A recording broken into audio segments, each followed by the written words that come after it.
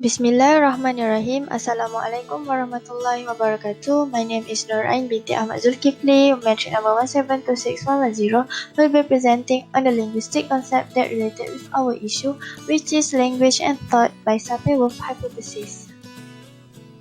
So, Sapir-Whorf hypothesis is a hypothesis built up and expanded by Benjamin Lee Whorf and derived from linguistic approach of his teacher Edward Sapir. It is also a theory of the relationship between language and thought explained by the American anthropological linguists Edward Sapir and Benjamin Lee Whorf. Besides, this hypothesis suggests that a language determines and resolves the thought and perception of its speaker.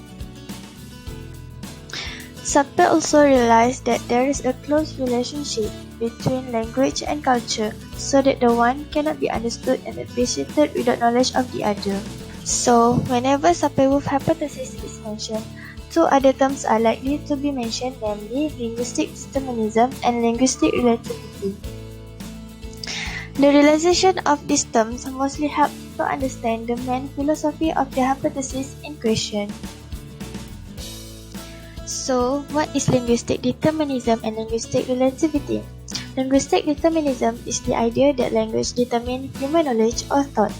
The term implies that people who speak different languages as their mother tongues have different thought processes.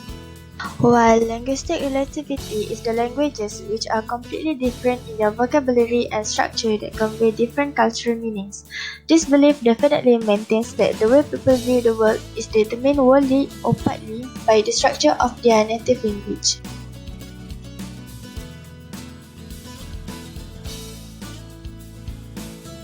Our thinking are at the understanding of the particular language which has become the means of expression for our society. We experience and practice our expression by means of the characteristics, peculiarities, and sometimes literally words encoded in our language. Second, the characteristics and literally words encoded in one language systems are distinctive, typical and unique to that system, and they are dissimilar as well as incomparable with those of other systems. Third, since the culture of a particular place or nation is different from others, sometimes the misunderstanding occurs when one from another nation uses the language of that nation. And lastly, in order to understand the specific words, terms, and even sometimes the simple words in one language, we must be familiar with the culture of that nation. Thus, the Sapir-Whorf hypothesis mostly indicates the influence of language on thought.